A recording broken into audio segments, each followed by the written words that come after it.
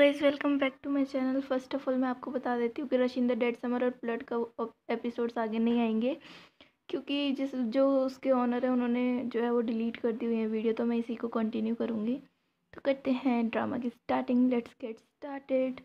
तो ड्रामा की स्टार्टिंग में ये दोनों जो हैं लव को लेकर कुछ बातें कर रही होती हैं कि क्या क्या होता है और लड़का क्या क्या बिहेवियर करता है कि वो उसका तुम्हारे ऊपर क्रश है, तो ये सब सोच रही होती हैं। और यहाँ पर ये अपना काम कर रहा होता है। इसकी मम्मा इसको बहुत सारे रुपए देती है क्योंकि यूनिवर्सिटी में कल जाने वाले होते हैं। तो ये बोलता है मम्मा ये तो बहुत ज़्यादा है। उसकी मम्मी बोलती है लेकिन तुम रख लो, तुम्हें जो पसंद आए वो खरीद लेना और मेरे लिए मत बचाना। तो ये अंदर जाते हैं तो सब बोलते हैं वो दोनों की है ना, तुम्हारा चैंगलंग सच में बहुत ग्रेट है। फिर उसकी मम्मा बोलती है शियाकी कि वो भी तो डॉक्टर बनना चाहता है, लेकिन लू उसके फादर उसके खिलाफ़ क्यों है डॉक्टर बनने के। फिर वो बोलती है कि शायद ये अ, उसी इंसिडेंट की वजह से है। फिर बताती है कौन से इंसिडेंट। बोलते हैं एक बार जब लू जो है सर्जरी कर रहा था तो एक एक्सीडेंट हो गया जिसकी वजह से वो नहीं करता। फिर नेक्स्ट सीन में वो उसका सामान रख रही होती है तो उनको वही क्लिप मिल जाती है। वो बोलती है कि क्या तुम्हारी है। उसका वो बेटा जल्दी से भाग कर आता है लूसी। अरे मम्मा ये मेरी नहीं है, ये तो शिया शाओजू की है। उसकी मम्मी बोलते हैं शिया शाओजू उसका सामान तुम्हारे पास क्या कर रहा है। वो बोलता है मम्मी आप ऐसा कैसे सोच सकती हो, मैं उसको कैसे पसंद कर सकता हूँ। फिर उनसे छीनने लगता है और उसकी मम्मी बोलती मैंने तो ऐसा बोला ही नहीं, है ना। फिर वो बोलती है कि मेरा बेटा बड़ा हो गया है इसका मतलब वो मम्मा से ज़्यादा फ्रेंड थी, है ना। तो बहुत अच्छा था ये सीन। तो उसकी मम्मी बाहर से उसे कुछ कपड़े लाने के लिए बोलती है अपने, ताकि पैकिंग कर सके। तो जैसे ही वो बाहर जाता है उसके फादर जो बैठे बैठे हुए थे वे अंदर आते हैं अपनी, जो वो भी डॉक्टर ही हैं वैसे। तो वो अपनी बुक्स लेके आते हैं जो थी उनके। पहले उसके बैक में साइड में देखते हैं जो कि वो थी सीडी वगैरह और वैसे एनिमेटेड बुक्स थी। फिर वो अपनी वाइफ से बोलते हैं इनको पढ़ के क्या वो डॉक्टर बनेगा, डॉक्टर बनना इतना आसान है। फिर उसकी बीवी बोलती है कि हाँ तो तुम बस इतना एडमिट कर लो ना कि तुम उसकी केयर करते हो, प्रिटेंड क्यों कर रहे हो। फिर नेक्स्ट सीन में हमें चेंगलंग को दिखाते हैं जो कि अपनी मम्मी से छिप के जो है पैसे, जो ऊन नहीं होता उससे स्वेटर वगैरह बनाते हैं, उसके नीचे छिपा देता है। और यहाँ पर जो शिया शाओ जो है अपना पैकिंग कर रही होती है कल के जाने के लिए, तो उसको एकदम से वही शेल वाला जो है वो दिख जाता है लटकन सा, जो कि उसको चेंगलांग ने दिया था। तो उसको उतारती है नीचे रखती है और कुछ ढूंढने लगती है। तो उसका भाई आता है एकदम से, वो उसके ऊपर पैर रख देता है, तोड़ देता है। तो वो चिल्लाने लगती है, वो एकदम से उसको धक्का देती है तो बक्से में उसका जाकर सर लगता है। वो रोने लगता है मम्मी, है ना। तो वो फिर अपने सामान को देखने लगती है। फिर एकदम से उसे ध्यान आता है कि उसको भी चोट लगी, एकदम से उठ के जाती है उसके पास।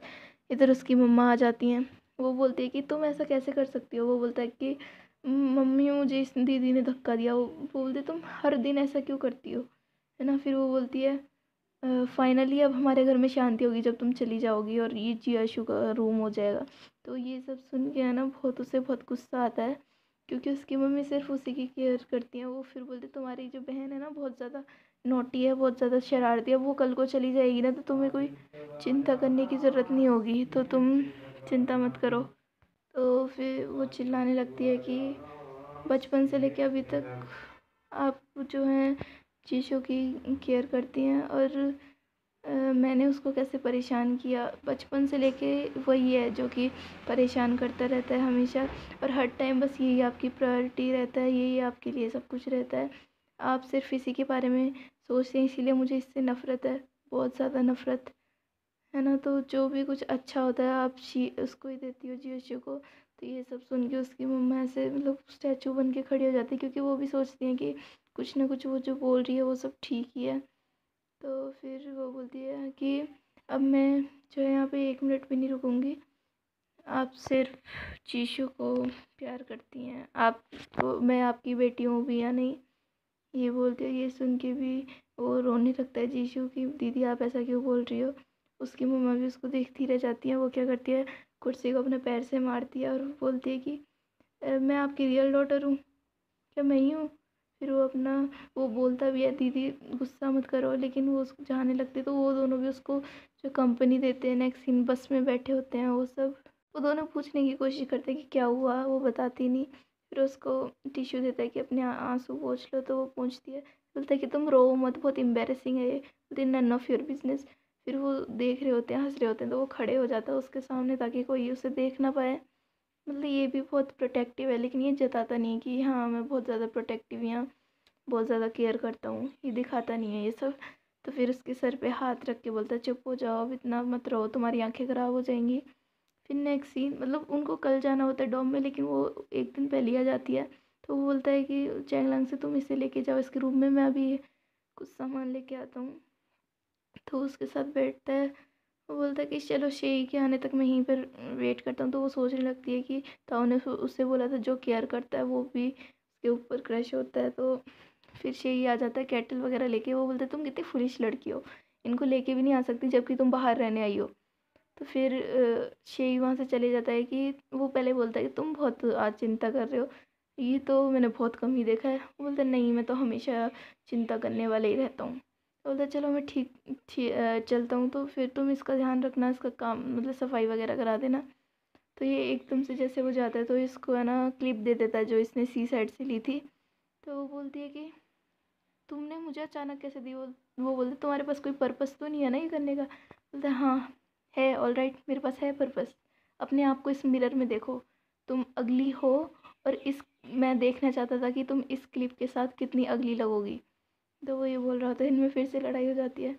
जब वो सोने की कोशिश कर रही होती तो अपनी मम्मा की सोच रही होती कि मम्मी कितनी बुरी है। फिर उसकी मम्मी को उसकी डायरी मिलती है जो कि उससे छूट गई थी। उसमें लिखा होता है कि मैंने कभी भी वो प्यार महसूस नहीं किया जो मेरे भाई को मिलता है, उस प्यार को मैंने कभी महसूस नहीं किया जो मेरे भाई को मिलता है बजाय मेरी। और हमेशा मम्मी मुझे ही डांटती हैं हमेशा, मतलब मैं समझती भी नहीं कि वो मेरी मम्मी हैं या फिर वो मेरी मुझे अपनी बेटी समझती हैं। तो फिर वो यहाँ पे वो सो जाती है। तो नेक्स्ट सीन में जो है वो अपना डॉम ढूंढ रहा होता है, डॉमेट्री।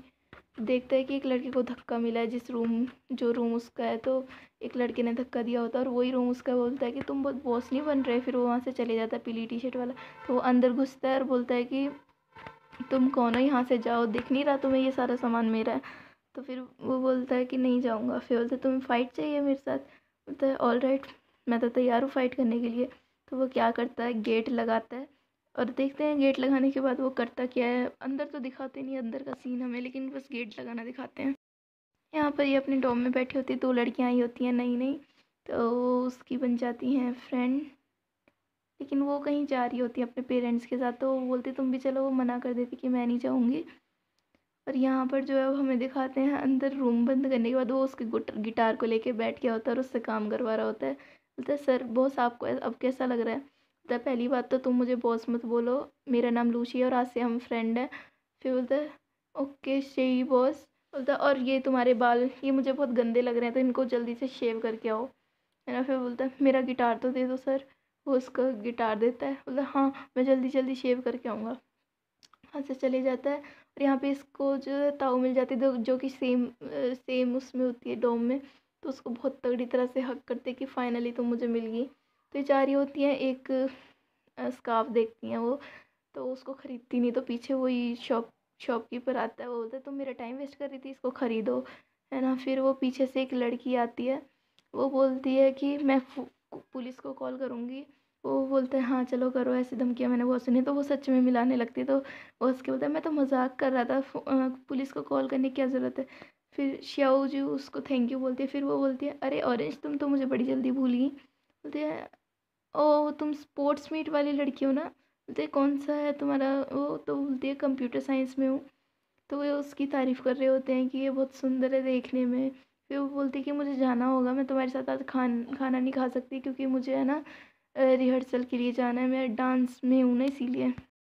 तो शिया बोलती है कि पहले है ना अभी तो हमारे पास बहुत टाइम है उधर जाने के लिए, तो अब क्या करें। वो बोलते हैं चलो मैं तुम्हें कोई इंटरेस्टिंग जगह लेके जाती हूँ। और पता है वो इंटरेस्टिंग जगह क्या है, बॉयज़ डॉर्म रूम।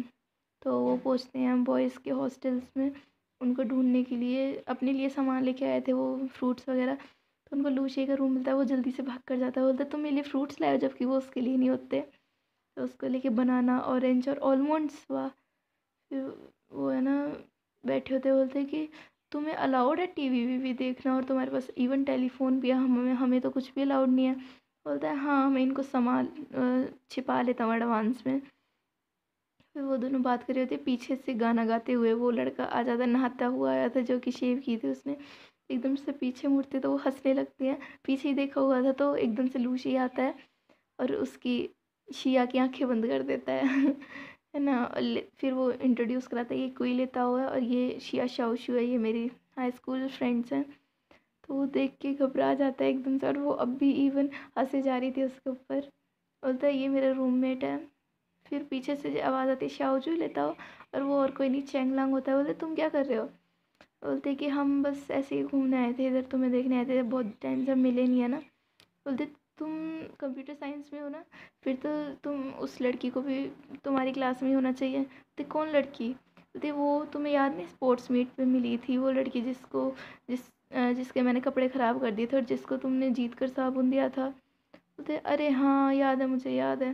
बोलती है कि वो उसका भी कंप्यूटर साइंस है तो वो काफ़ी अच्छी है पढ़ने में, तो मैं तुम्हारी हेल्प कर सकती हूँ। तो वो फिर उसको लेके जाती है जहाँ पर वो डांस सीख रही होती है। तो पहले तो वो उसका डांस देखने लगते हैं, और लिटरली गाइस सच में बहुत अच्छा डांस किया था उसने। मैं आपको क्लिप नहीं दिखा सकती क्योंकि इसमें पता नहीं कुछ फंक्शन नहीं है ऐसा क्लिप वाला। तो जो है उसको बोलती है देखो ना कितनी सुंदर है ना वो, सुंदर कितनी। तो वो तो उसकी सुन ही नहीं रहा होता, वो तो सिर्फ देखने में व्यस्त होता है। अब आप अभी से समझ लो कि आगे चल के एक इन दोनों का एक लेताओ ताओ और उसके डोममेट का, और एक लूशी एंड इसका कनेक्शन होने वाला है। तो जैसे उसका डांस ख़त्म होता है तो सबसे पहले बजाता है तालियां चेंगलांग और अब भी उसकी नज़र नहीं हटती थी। फिर वो बुलाती है उसको, बोलती है आ जाओ इधर आ जाओ लिनयो, उसका नाम लिनयो है। तो उसको बुलाती है, वो बोलती है ये वही लड़का है जिसने तुम्हें साबुन जीत के दिया था। बोलते कोई नहीं, मैं तुम्हें हेल्प कर सकती हूँ, मैं अपने ओन नोट्स जो हैं तुम्हें दे सकती हूँ। बोलते है थैंक यू सो मच। फिर वो बोलती है कि अब मुझे रिहर्सल के लिए जाना होगा तो मैं चलती हूँ अभी। तो ये वो चली जाती है, ये भी चले जाते हैं, और यहाँ पर ये दोनों जो है छिप के टीवी देख रहे होते हैं। तो इनकी लाइट चली जाती है तो ये क्या करते हैं, चोरी से सीक्रेटली वो लगा लेते हैं लाइट, है ना। तो जैसे ही वो टीवी देख रहे होते हैं, सिर्फ उनका डोम में से लाइट जल रही होती है तो ऑब्वियसली वो पकड़े ही जाएंगे। तो वो आराम से बैठे होते हैं। फिर एकदम से कोई कंधे पे उनके हाथ रखता है। अब देखना ये है कि उनके कंधे पे हाथ किसने रखा है, क्योंकि